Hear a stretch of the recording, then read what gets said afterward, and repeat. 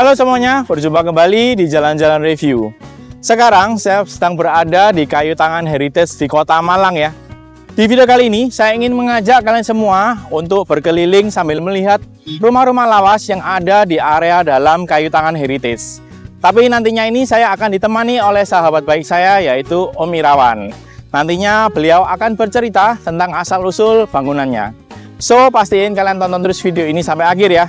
Tapi sebelumnya jangan lupa untuk subscribe, like, and share ke teman kalian. Oke, kita langsung cari Om Irawan. Let's go!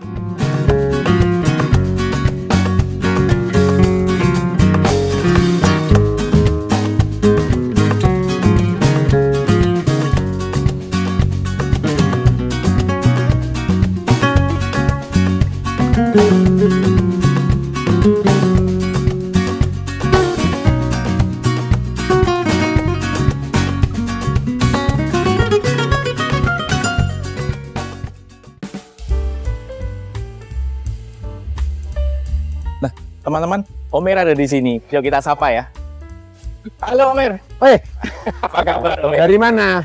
Dari jalan-jalan aja. Ingin ngajak teman-teman supaya tahu di daerah Kayu Tangan ini Omer. Nah, teman-teman, ini adalah Om Irawan ya. Beberapa episode sebelumnya saya sempat kolaborasi ya. Sebelumnya Niagara ya Omer ya? Iya betul. Kali ini Kayu Tangan. Oke. Lagi ngapain nih Omer? Jadi saya ini lagi iseng juga pagi ini di Kayu Tangan. Ya kebetulan saya mencoba melihat-lihat situasi sekarang lah. Ini saya kebetulan bawa sebuah foto yang bangunannya masih ada persis di depan kita ini. Oh, yang di depan ini ya, Pak? Iya, itu nomor 50 itu tulisannya. Ya dalam foto ini posisi nomor 50 itu di sini. Gang itu? Ya. Oke. Sementara yang bagian ke sana itu yang sekarang jadi rumah makan itu ya, yang warnanya merah itu. Ternyata pada tahun 30-an bangunan di depan ini juga rumah makan, restoran itu. Nah, ini ada tulisannya restoran ini begitu. Jadi kalau kita jalan-jalan di Kayu Tangan ini, ya kita bisa melihat-lihat situasi.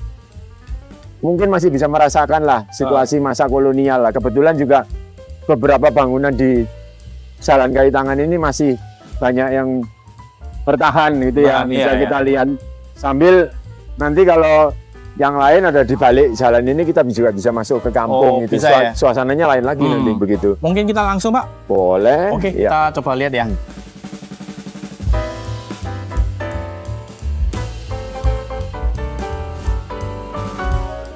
Nah, kebetulan kita sampai di ini nih. Sekarang namanya Kawisari nih ya. Iya.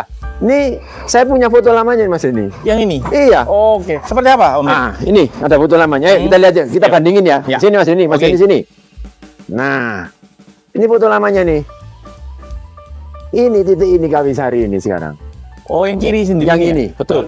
Sedangkan yang dua ini sayangnya sudah hilang itu. Dibangun ini. Nah, Oke. Lah kalau yang ini fasad depan ini kuning itu. Jadi kuning ini. Nah, makanya saya bilang tadi, kalau kita jalan-jalan di Kayu Tangan ini, hari-hari ini kita masih beruntung lah, masih bisa menemukan sisa-sisa bangunan kolonial yang kok ya akhir-akhir ini ada niatan untuk mengembalikan lagi fasadnya, walaupun tentu saja usahanya berubah, tapi kalau kita lihat di jalan bahwa nampak fasadnya masih tetap bertahan sesuai foto lama lah ya. Iya. Jadi masih bisa dirasakan suasana kolonialnya itu. Kalau ini zaman dulu difungsikan apa ya? Jadi Jalan Kayu Tangan ini jaya mulai tahun 30-an lah.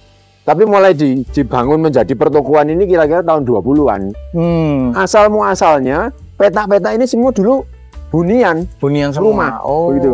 Terus kemudian di depan rumah itu didirikanlah toko-toko seperti ini, dan rumah-rumahnya kalau kita mau cek, mau lihat di beberapa tempat ini masih ada sisa rumahnya itu. Jadi mereka tinggal di belakang gitu sekarang lah. Gitu. Terutama sisi sana gitu ya. Oke. Nah, ini menarik kan ini. Jadi ini bangunan ini benar-benar nggak berubah nih. Sama ya. Bentuknya persis seperti itu. Seperti di foto ini gitu ya. Jadi menyenangkan kok sebetulnya jalan-jalan di sini nih. Banyak yang bisa kita lihat ya gitu. Ayo kita masuk ke lagi kampung ya. Oke.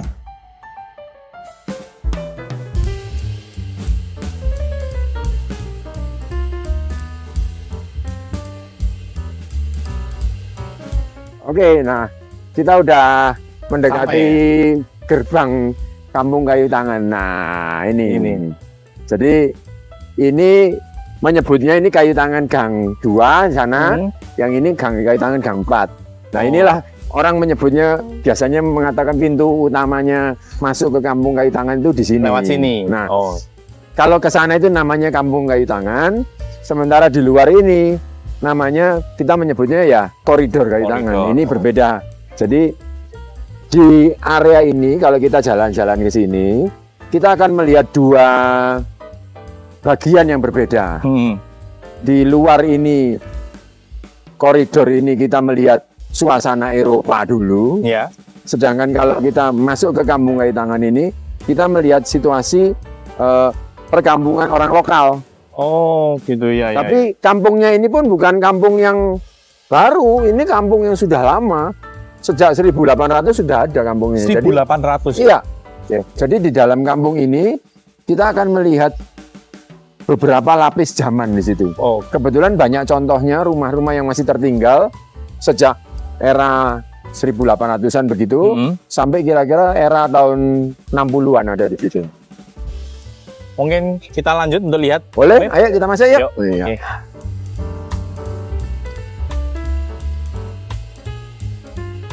Ya, ini kita masuk kampung kayu tangan ini, ya bayar tiket. Halo. Ada tiketnya. Pagi Bu. Iya. Berapa? 4 orang. Dari mana ini? Dari sana mau ke sini. Malang. Dari Malang. Oke, 1, 2, 3, 4. Nah, ini kalau tiketnya itu bentuknya postcard sini Mas Denny. Jadi ini foto ini adalah rumah-rumah yang ada di dalam sini. Oh, ini ada di dalam. Iya, ini foto-foto beneran rumahnya masih ada. Beda-beda. Oh iya. Nah, jadi berfungsi souvenir juga di sini. Ini ada barcode juga kalau lebih menarik. Nah, betul. Ini bisa di-scan, keluar cerita rumah-rumah ini masing-masing ini. Gitu. Ada deskripsinya sendiri. Ada. Menarik. Gitu. Menarik ya. Oke, yuk kita lanjut yuk. Lanjut dulu.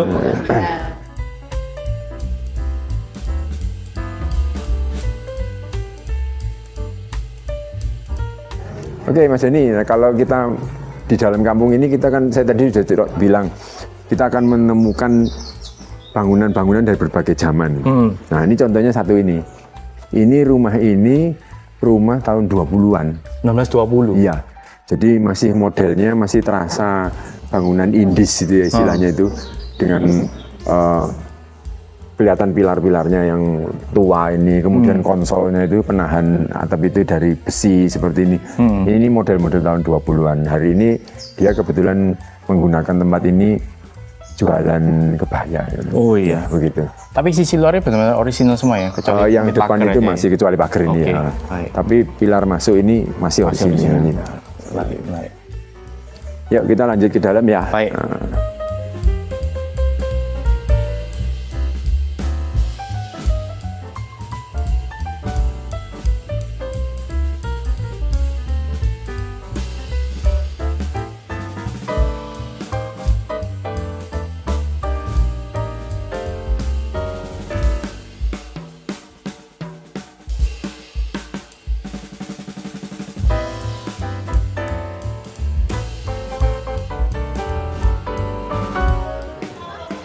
Oh, ini bagus Om Ir, untuk kanan kiri rumahnya nih. Nah, model lama ya? Iya, ini betul. Ini juga salah satu contoh rumah yang masih lama. Kebetulan fasadnya juga masih bertahan ya. Iya. Kiri dan kanan ini. Walaupun ini berbeda era ini sebenarnya, kelihatan. Oh, tahunnya beda? Kelihatan lah. Ini kira-kira eranya tahun 30-an yang di sini.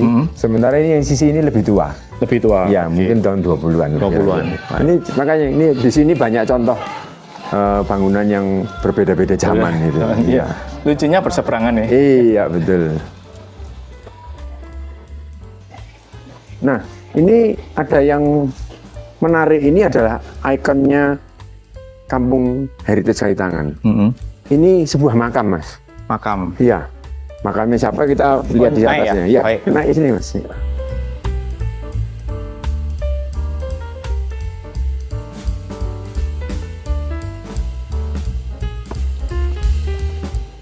Kita belok sini nih.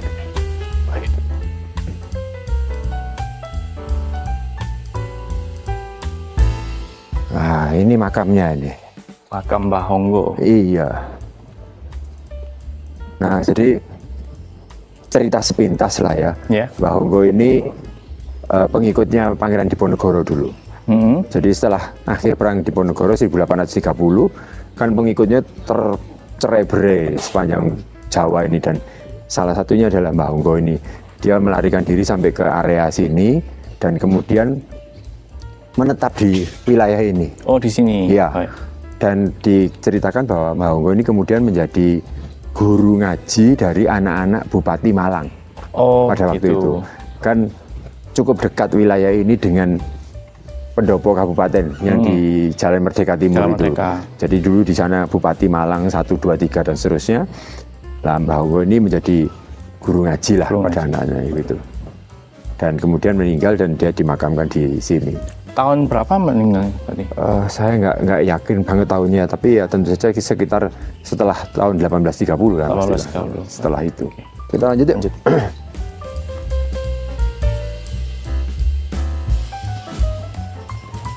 Nah, kita menuju ke arah kanal nih sekarang ya. Baik.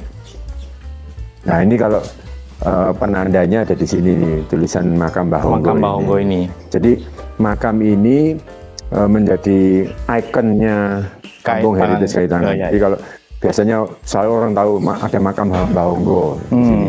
Ya, memang pada masa itu Bahonggo ini dianggap sebagai orang yang dituakan lah di wilayah ini. Jadi hari ini pun makam ini menjadi penanda area ini gitu.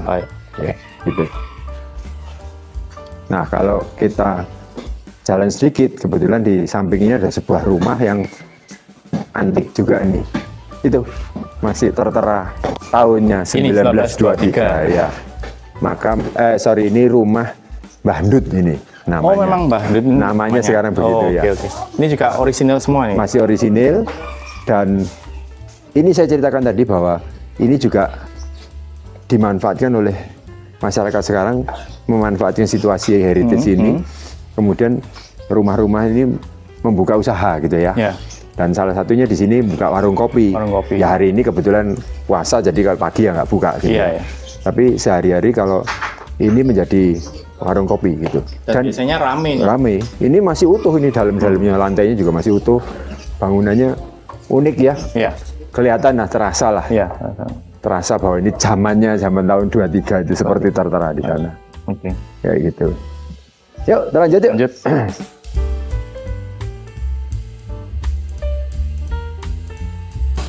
Oke, kita ini jalan ke arah kanal ya. Nah, sambil kalau jalan di Kayu Tangan ini kita juga melihat suasana kehidupan keseharian orang sekarang. Banyak yang jualan seperti ini, ada toko-toko orang lokal gini ya, toko kelontong. Terus kehidupannya seperti ini, saling ngobrol-ngobrol begitu. Ya, kondisi orang lokal ya seperti inilah gitu. Nah, oke, kita ke kanan Mas. Ke kanan ya. Ini kita menuju ke kanal. Ya. Nah, Mas ini kanalnya. Ini kanal yang membelah Kampung Kayu Tangan ini. Ini asalnya dari Sungai Brantas. Oh, dari Sungai Brantas itu. Jadi kanal ini adalah kanal bikinan orang Belanda. Gunanya dulu ini untuk mengairi perkebunan tebu. Di mana, Pak? Perkebunan tebunya itu ya sepanjang daerah yang sekarang jadi jalan gunung-gunung itu. Oh, gunung-gunung ya. Itu sampai ke Malang Selatan sana. Dan aliran airnya ini diambil dari Sungai Brantas. Ada dam yang di dekatnya Jalan Bandung situ itu, dekatnya Sang Timur itu, ada masuk gang itu, ada dam besar itu membendung Sungai Brantas. Nah, ini alirannya kemudian disudet ke sini. Ini mengalir sampai Sengguru. Gunanya untuk mengairi kebun tebu pada zaman itu. Ya. Ini bagus ini Pak gambarnya. Iya, ini kebetulan ini ada dijadikan mural ini ya di sini, dan ini menjadi tempat yang menarik untuk orang berfoto. Spot foto ya? Spot foto ya. Di sini satu, atau juga di balik sana juga itu juga ada sekarang. Memang di blok ini cukup menjadi tempat yang menarik sebagai tempat berfoto di sini. Betul. Selain alirannya, kalau malam pun juga lebih menarik karena lampu-lampu ini menyala. Nyala semua. Terus ya menerangi sungai ini, kalau malam difoto memang artistik ya. Baik. Gitu. Mungkin kita foto dulu, Om Ir? Boleh. Ya. Oke, kita lanjut sekarang Kemana, Om Ir? ke utara lagi. Baik. Kita mau ke arah Pasar Krempiang, Ya. sama nanti saya tunjukkan jalan rahasia. Siap.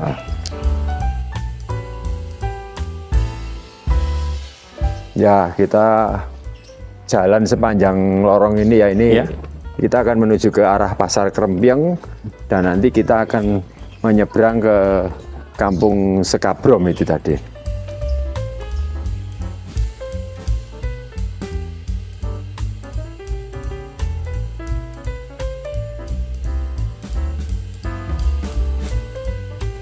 Kita sekarang, Udah sampai nih, nah ini kita sampai di Pasar Talun. Pasar Talun, Ya. Kampung Heritage. Ini pasar ini sudah ada sejak lama ini. Ini dulu pasar ini terkenal banget. Kira-kira di era 70-an ini Pasar Talun ini luar biasa. 1970 baru ada. Oh enggak, sebelumnya sudah ada. ya. Jadi memang pasar lama ini. Pasar yang ada di tengah perkampungan ini. Baik. Tapi masa kejayaannya tahun 70-an. Oke. Dulu itu orang kalau pasar ini sampai melebar ke sini. Sampai tembus ke arah Talun sana. Nah. Yuk, mari kita Oke. lihat ke dalam yuk.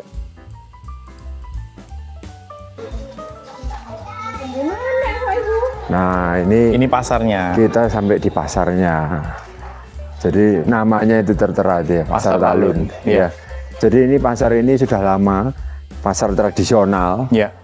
Memang sudah tidak seramai zaman dulu, tapi ini masih hidup hari ini. Yang unik bahwa kemudian sekarang juga masyarakat di sini mengikuti kondisi ini menjadi kampung heritage. Jadi pasar ini kemudian kalau malam mulai ada kegiatan. Oh. Jadi jualan kuliner sekarang kalau Iya. malam. Memang belum setiap malam ya. Saat ini baru yang saya tahu itu Jumat Sabtu. Jumat Sabtu saja. Ya, kalau malam. Jadi kalau malam memang kan daerah ini ramai banget gitu ya, banyak pengunjung dan mereka jualan kuliner sekarang kalau malam. Tapi kalau pagi pasar tradisionalnya ya masih ada seperti ini, Baik. walaupun memang tidak sebanyak dulu. Banyak dulu. Ya. Oke. Suasananya ya seperti inilah, ya pasar tradisional begitu ya. Dari sini mau lanjut kemana lagi, Om Ir? Dari sini saya di sebelah ini ada yang namanya ada namanya Latar Ombo. Latar Ombo. Nah, di situ ada yang unik bahwa ada 3 bangunan dengan 3 era yang berbeda, Berjejer. berjejer. Oke. Ya, jadi enak menceritakannya. Ya. Lanjut. Oke, Baik. kita lanjut ke arah sana ya.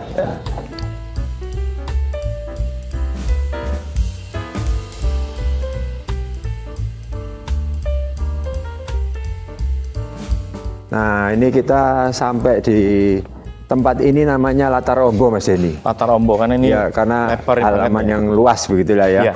Nah, apa yang menarik di sini? Di tempat ini kita melihat ada 3 bangunan yang berbeda zaman ini.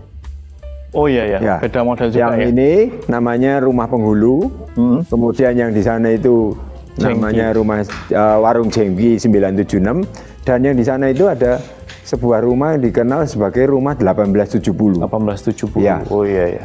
Nah, apa yang menarik di sini bahwa 3 rumah ini mewakili zaman. Rumah Penghulu ini kira-kira eranya tahun 20-an. Jadi tahun 20-an gaya bangunannya seperti ini, arsitekturalnya model seperti ini, kemudian ada ornamen-ornamen di atas itu seperti kita jumpai di beberapa rumah yang ada di daerah Klojen. Ya. Seperti itu. Nah, mengapa disebut Rumah Penghulu? Karena dalam sejarahnya rumah ini dulu adalah yang menghuni di sini adalah seorang penghulu. Oke. Penghulu yang dikatakan penghulu Kecamatan Klojen dulunya itu. Penghulu daerah Klojen lah begitu ya. Ya. Daerah Klojen belum disebut kecamatan waktu itu ya. Maka dari itu rumah ini kemudian dikenal sebagai Rumah Penghulu, dan ini anak turunnya ada di sini. Oh, Masya Allah. Ya. Tahun 20-an nih rumah. Nah, sementara kalau di balik sana baliknya Mas Denny inilah yang disebut sebagai rumah jengki. Kenapa disebut rumah jengki? Jadi begini, rumah jengki ini adalah sebuah bangunan yang desainnya itu kira-kira zamannya tahun 50 sampai tahun 70. Jadi setelah kemerdekaan, kan orang-orang Belanda pada masa itu akhirnya dipulangkan oleh Bung Karno tahun 50. Nah, yang tertinggal di sini orang-orang kita, orang bangsa Indonesia, termasuk orang-orang yang dulunya bekerja di orang-orang Belanda. Nah, yang bekerja di golongan di bidang konstruksi, tentu saja yang tertinggal ya arsiteknya kan sudah pada pulang semua nih, orang-orang Belanda itu dipulang ke Belanda. Yang tersisa di sini stafnya begitulah ya kira-kira, yang bukan arsitek sebetulnya. Kebanyakan lulusan STM pada waktu itu. Nah, mereka itu kemudian melakukan suatu membuat ide untuk membuat suatu ciri desain yang terlepas dari era kolonial maksudnya. Kayak Belanda. Ya, jadi mereka meninggalkan gaya-gaya Belanda tadi, terus melakukan suatu desain tersendiri yang dikatakan ini desain yang asli Indonesia begitu. Nah, terciptalah yang namanya rumah-rumah dengan gaya desain jengki ini. Berarti gaya jengki ini gaya arsitektural pertama di Indonesia? Bukan pertama ya, pertama tapi juga. Arsitektural yang murni Indonesia. Setelah lepas dari era kolonial. Nah, jengki itu sendiri asal katanya itu kan zaman itu kental dengan setelah Perang Dunia II itu. Kan jengki itu berasal dari kata Yankee. Yankee itu sebutan tentara Amerika itu loh. Ya. Tentara Amerika kan dikenal sebagai istilahnya Yankee gitu ya. Nah, apa yang menarik bahwa Yankee itu kan ada semangat kebebasan, semangat lepas dari kolonialisme dan sebagainya. Itulah kemudian diserap istilah Yankee itu dipakai sebagai nama gaya arsitektural yang Indonesia tadi. Ya karena Yankee menyebutnya Yankee itu orang sini mungkin agak sulit, lama-lama menjadi jengki itu tadi. Yang bisa membuat ini bisa misalkan nanti saya menemui rumah lagi bisa disebut sebagai gaya jengki itu apa Pak?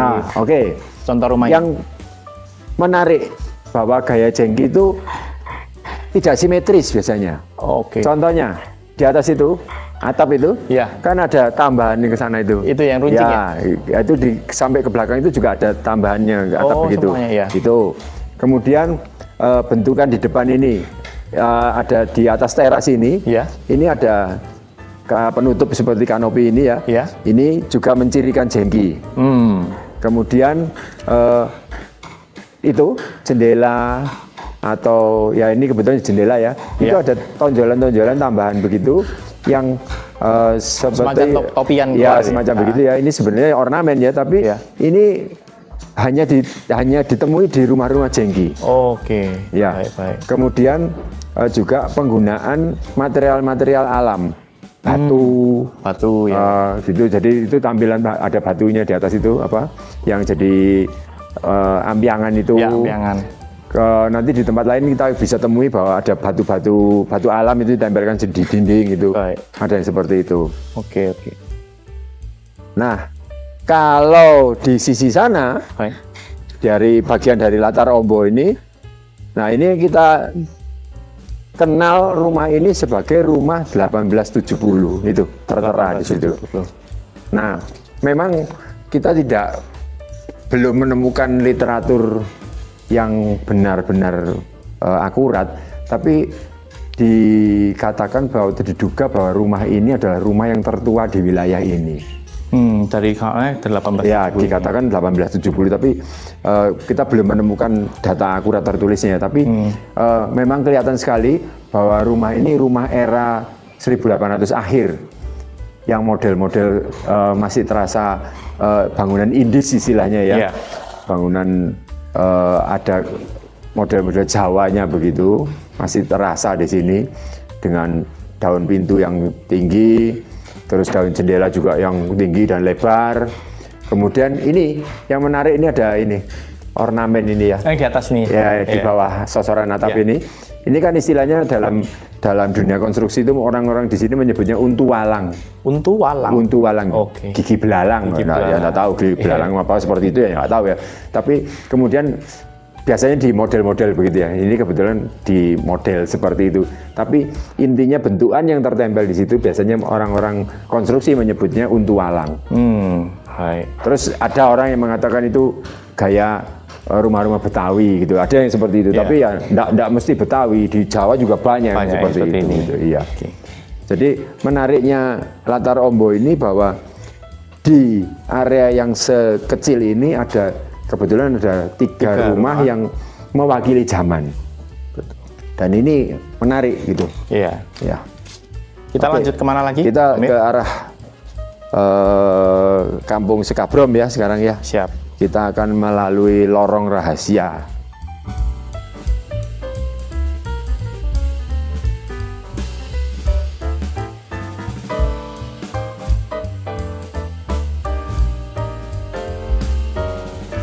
Ini kita sekarang menuju ke sebuah lorong, terowongan. Disebutnya terowongan Semeru. Terowongan Semeru. Nah, ini memang juga antik ini.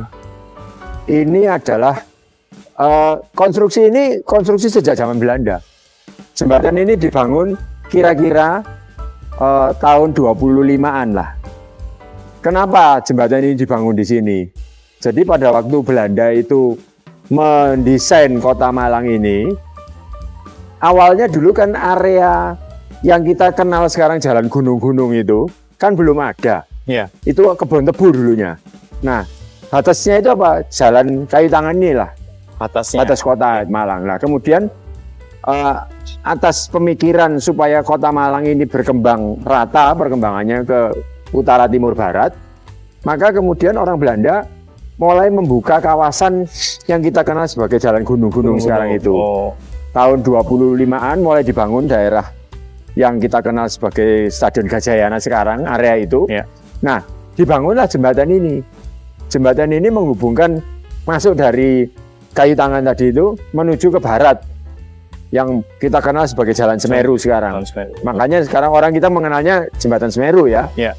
Nah, konstruksi ini sejak zaman Belanda. Melintasi kanal ini tadi. Kanal ini yang saya ceritakan kanal yang gunanya adalah untuk mengairi kebun tebu itu tadi. Oke. Nah, ini sekarang menjadi suatu konstruksi yang ikonik di sini. Kita bisa menyeberang ke kampung lain. Melewati ini. Iya, jadi kalau kita tadi kan jalan-jalan di kampung Heritage Kayu Tangan namanya. Kita akan masuk ke area lain di seberang sana. Orang menyebutnya kampung Sekabrom. Semeru, Kayu Tangan, Bromo. Itu namanya Sekabrom. Ini katanya ya. Gitu ya. Oke. Nah, ayo kita ke sana. Ya. Kita melihat suasana yang lain. Kita melintasi bawah terowongan ini. Hati-hati kepala ya. Harus nunduk dikit.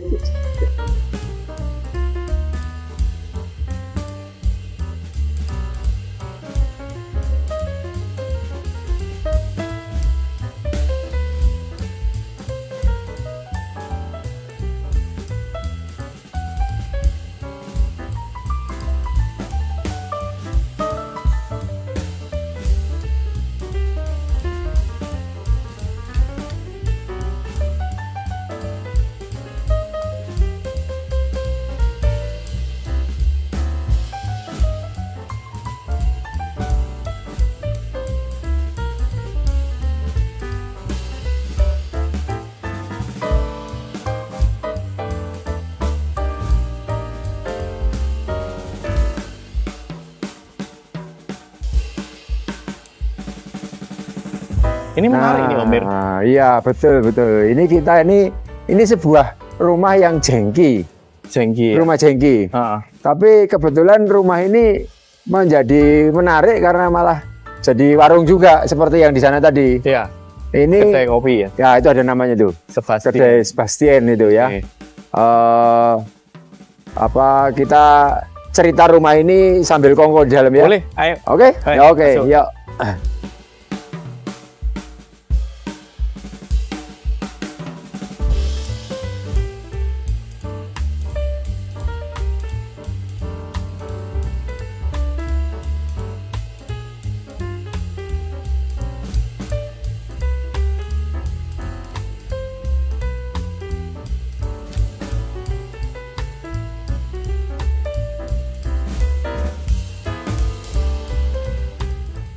teman-teman, itu tadi ya, saya sudah jalan-jalan panjang di area Kampung Heritage Kayu Tangan. Nah, kemudian ini sekarang saya lagi nongkrong santai, ngopi-ngopi bersama Omir ya. Sekarang ini ada di Kampung Sekabrom, nah tepatnya di Kedai Sebastian. Jadinya kalau kalian mungkin sedang mampir ke Malang, jangan lupa untuk ke Kedai Sebastian ya teman-teman. Nah, Omir, kalau kita sepanjang jalan tadi, saya banyak lihat rumah-rumah jengki ya ternyata ya. Betul. Untuk Kedai Sebastian ini juga ternyata desain jengki juga ya? Betul. Jadi ternyata memang kebetulan warung Sebastian ini menempati sebuah rumah yang desainnya jengki. Tadi sudah kita di Kampung Kayu Tangan tadi sudah ada saya tunjukkan yang warung jengki tadi namanya ya. Ini juga di Kampung Sekabrom ini. Kampung Sekabrom dan Kampung Kayu Tangan ini sebelahan lah gitu. Dipisahkan oleh jembatan tadi ya. Semeru tadi ya. Nah, Sekabrom itu sendiri singkatan dari Semeru Kayu Tangan Bromo.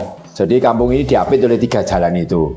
Nah, bangunan jengki itu sendiri apa? Jadi bangunan jengki itu adalah sebuah desain karya orang Indonesia asli selepas kemerdekaan.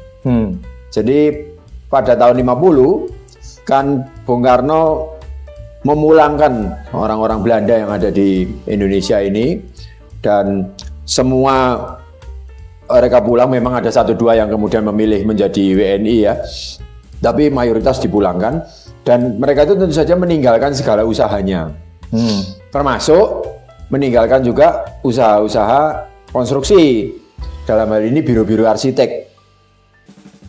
Para arsiteknya yang Belanda memang ikut pulang ke negeri Belanda sana. Nah, yang tertinggal di sini adalah dulu orang-orang Indonesia yang bekerja di biro-biro arsitek itu. Memang kebanyakan lulusan STM. Oke. Iya, bukan insinyur arsitek gitu. Nah, mereka itulah yang kemudian mencoba membuat suatu desain yang dikatakan menjadi desain yang asli Indonesia gitulah. Mereka tidak mau ikut kaidah-kaidah Belanda tadi. Style Belanda. Ya. Jadi terciptalah akhirnya desain yang disebut sebagai desain jengki ini. Oke. Desain jengki ini memang unik ya, karena banyak ciri-cirinya yang benar-benar berbeda dengan kaidah-kaidah kolonial gitu ya. Tapi sayangnya memang desain jengki ini pendek umurnya. Nggak bertahan lama. Tahun 50 sampai tahun 70 aja. 20 tahun. Ya, sekitar 20 tahun itulah. Oke. Salah satu alasan utamanya begini memang, bahwa setelah tahun 60, setelah geger-geger itu ya, tahun 65 itu, kan kemudian ada yang kita kenal sebagai centering, itu memotong uang itu loh. Nilai 1.000 jadi Rp1 itu loh. Yeah. Itu pernah ada istilahnya pemotongan mata uang rupiah itu. Nah, ketika itu terjadi, semua menjadi mahal kan gitu. Oh.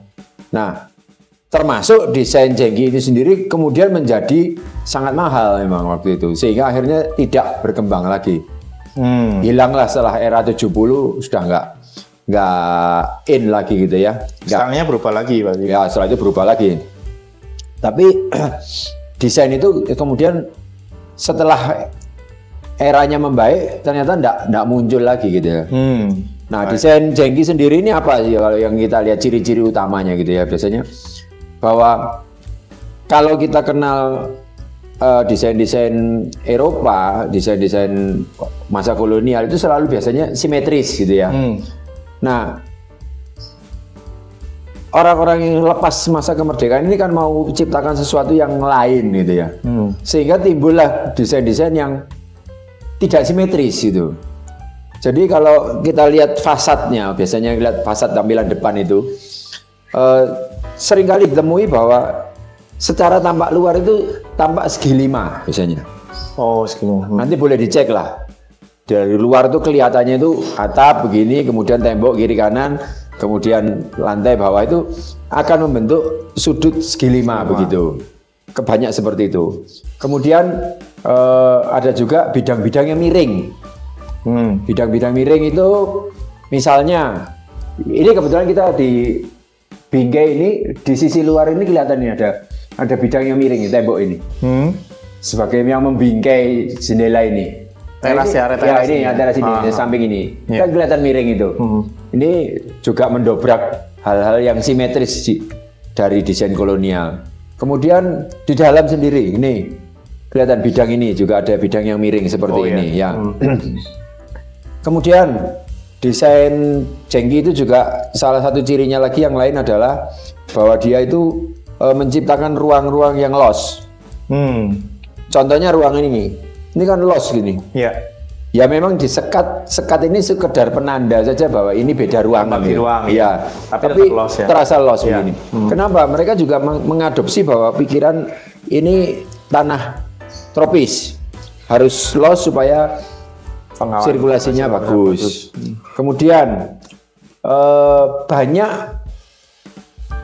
menerapkan lubang-lubang ventilasi ya. Ventilasi udara. Contohnya di atas ini. Nah. Oh iya, ada ya. Ini ada ventilasi seperti ini. Oh iya, betul.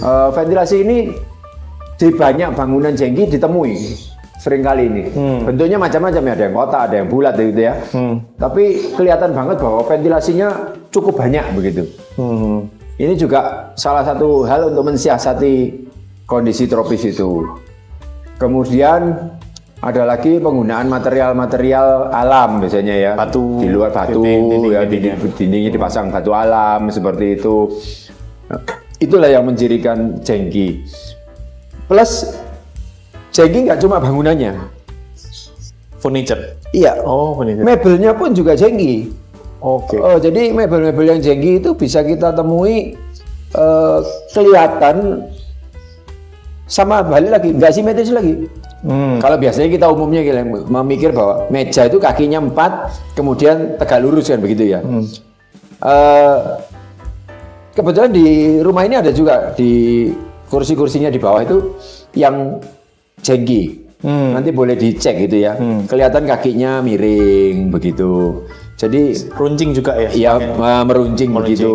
Jadi bener-bener apa ya, suatu hal yang revolusioner, mendobrak gitulah. Nggak mau ngikuti kaidah kolonial begitulah. Jadi memang kemudian pada zaman itu dari beberapa literatur saya baca banyak bangunan yang menerapkan gaya Jengki itu, tapi memang pada zaman itu pun dikenal sebagai desain yang mahal. Desain paling mahal. Iya, yang mahal gitu. Jadi akhirnya di beberapa kota besar gaya Jengki itu malah menjadi ciri orang yang strata sosialnya agak tinggi begitu. Oke. Itulah. Ya tapi ya memang itu tadi balik lagi, ternyata umurnya cuma pendek aja itu periode Jengki seperti itu. Kalau untuk rumah Jengki itu aslinya di Pulau Jawa saja atau di luar Jawa juga banyak, Om Im? Kebetulan literatur yang saya baca ini kok ya contoh-contohnya banyak di kota-kota besar di Jawa. Ya. Saya tidak tahu di luar Jawa ya, tapi beberapa yang saya temui itu di Jakarta itu malah ada satu perumahan masa itu ya, masa tahun 60-an gitu tuh, satu blok itu rumahnya Jengki. Jengki semua. Di Surabaya. Kemudian di Kota Malang sendiri ini ada daerah yang spesifik Jengki. Jadi di daerah mana? Di daerah sana yang namanya jalan kota-kota itu. Kota-kota. Jalan Jakarta, Jalan Surabaya, Jalan Blitar. Itu blok yang dikerjakan sejak tahun 1955 kan. Nah, masanya Jengki itu. Oh, desainnya semua Jengki semua. Iya, banyak lah ya, banyak itu. Hari ini masih kita temui sisa-sisanya. Coba cari di Jalan Pasuruan, Jalan Mojokerto, Jalan Probolinggo. Itu masih banyak. Oke. Nah, termasuk juga di Kampung Kayu Tangan ini kita temui rupanya ya, karena ada masa itu euforia mungkin mau membangun sesuatu yang baru. Banyak orang di sini yang kemudian nampaknya juga merenovasi rumahnya menjadi gaya Jengki gitu. Saya yakin contohnya Sebastian ini sendiri. Saya yakin dulunya asal muasalnya tidak seketika bangunan ini Jengki. Mungkin sebelumnya ada rumah yang lebih tua gitu.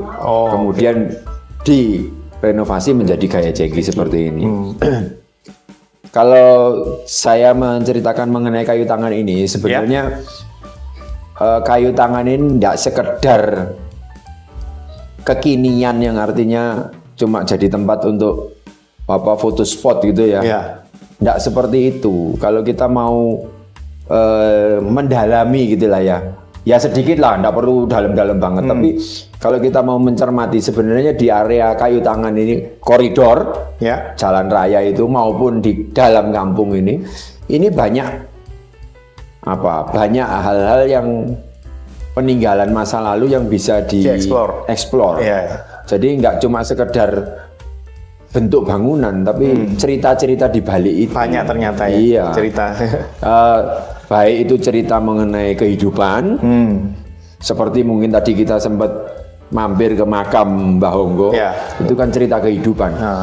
Tapi ada juga hal-hal yang teknis, misalnya cerita-cerita mengenai periode arsitektural, seperti itu. Jadi jejer bisa beda juga bangunan mulai tahun 1800 akhir, tahun 20-an, kemudian Cenggi ini yang tahun 50-60. Nah, seperti jadi di Kampung Kayu Tangan ini banyak hal yang bisa dinikmati gitu ya. Nggak cuma sekedar jalan foto terus cari tempat makan gitu yang tempat makan tentu saja memang kekinian sih sudah tidak bisa kita temui lagi jajanan lama yang masih ada, sudah langka banget. Satu mungkin saya perlu cerita itu sedikit mengenai makanan. Di ujung tadi yang kita masuk di gang 4 tadi, di samping itu kan ada gang 2. Di gang 2 itu ada sebuah warung yang namanya warung Yunap. Yunap itu buka warung di tempat itu sejak tahun 40-an. Dan dia menjual makanan yang unik banget memang. Kita menyebutnya sebagai sate rempah gitu ya, rempah begitu. Itu diturunkan resep itu sampai setahu saya hari ini yang menjalankan warung itu cucunya. Sudah generasi 3 masih ada itu makanan itu. Entah hari ini hari ini apakah masih tersedia, tapi saya masih makan makanan itu kira-kira 3 tahun yang lalu masih saya temui.